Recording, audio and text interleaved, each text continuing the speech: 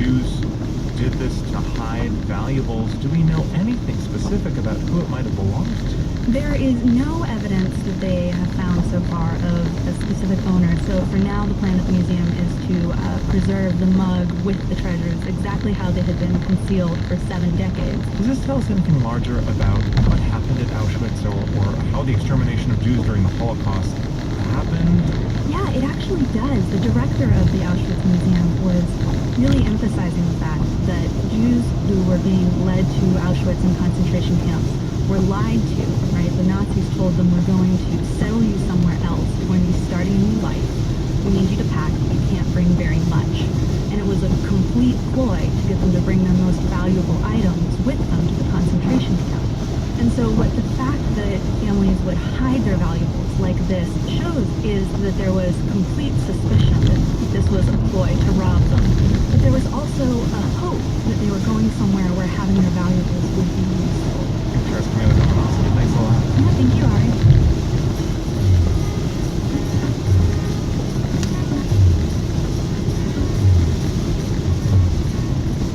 People in India know the Sundarbans as a beautiful and dangerous patchwork of mangrove islands.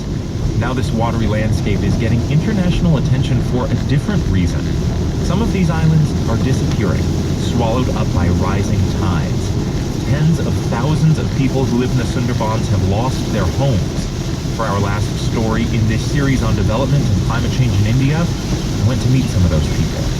We're walking down this little road to the boat launch, and people are selling fish that they've just pulled out of the river, sweets that they've just fried up, or vegetables that they've grown in their own gardens. Little kids are dropping baited hooks over the side of the jetty. There are people bathing in the water and people digging in the mud, maybe for fish or crabs or something. This is an estuary where salt water from the Bay of Bengal mixes with fresh water from 3 of India's major rivers. The tides in the Sundarbans are so dramatic that about a third of the land disappears and reappears every day. That's been happening for centuries, but just in the last few decades, the changes have become more extreme. In this delta, water levels are rising more dramatically than in other parts of the world, especially on the island we're heading to now, a place called Goramara. We're getting close to Goramara Island, and from here it looks like a piece of cheese where a mouse has been nibbling around the edges. There are trees in the center, there are mudflats on the perimeter, but between those two, it's like little gouges, chunks that have been removed from the landscape. So to set foot on the island, we literally have to walk the plank. They've stretched a board across the edge of the boat to the mud bank that has been heavily eroded by rising seas. All right, here goes. This may be the last you hear from me. This island used to be home to 40,000 people. Today, just over 3,000 people live here. The first one we meet is 45-year-old Rubil Saha. He lives in a mud hut with his 2 children. Only a crumbling dirt embankment separates his house from the water. Every year my house gets inundated. Water from the river comes in and it breaks the house. I rebuild it and it's again destroyed. He shows us where the walls of his house are cracked and eroded. This entire wall was broken and I have built it again. Back when Saha was born on this island, the land was twice as big as it is now, according to researchers from Jadavpur University in Kolkata. Saha's parents and relatives have all left, but he can't bring himself to let go.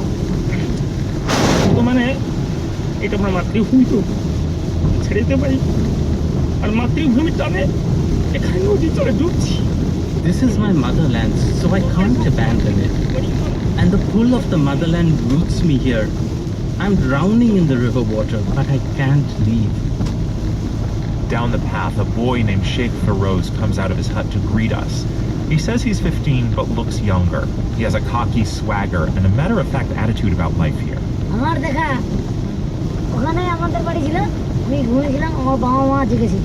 Last time the flood came, I was asleep. My parents woke me up and we ran to the government school to take shelter. When we came back, the house was washed away.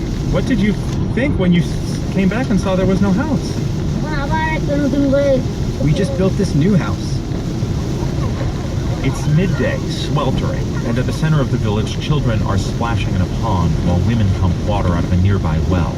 Among all these mud huts, there is one proud concrete home 2 stories tall. This is where the village leader lives, Arun Pramanik. I know I have a beautiful home, he says, but ultimately it will go into the womb of the river. All we can do is try to delay the process. Pramanik used to think he would have another 20 or 30 years here, but he says the floods have been coming so much more frequently, now he thinks it might not be long at all until everything is washed away. We'll never have the same kind of community, the same kind of bonding we have here, he says. Everybody will separate to new homes, new communities, new places. One of those new places is nearby Shagar Island. It's much bigger, a Hindu pilgrimage site with power lines and paved roads. You can drive an hour and still not reach the opposite side. This village has only existed for about 20 years, since people started being forced to leave the island of Goramara, and this is where the government resettled them. The first man we meet is Ratan Mayati. He moved here 15 years ago with his 2 kids. I had no other option, he says. The river was taking away our homes. He pieces together work pulling a cart and doing other odd jobs. He's never heard of melting polar ice caps or climate change. He is unaware that sea levels are rising around the world.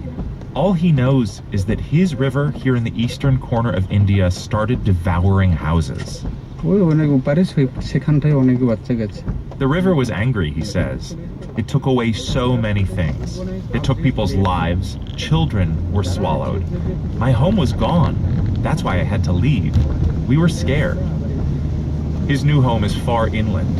He can't go fishing anymore, but he feels safer than he used to.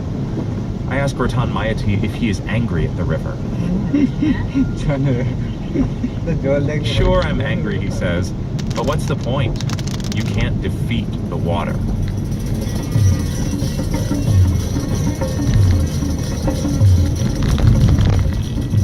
You're listening to All Things Considered from NPR News. Support for NPR comes from NPR member stations and from Viking River Cruises, sailing through the heart of cities in Europe, Russia, and Asia. Viking River Cruises, exploring the world in comfort. Learn more at vrc.com. From Cancer Treatment Centers of America, where nutritional therapy is part of every patient's treatment plan to help boost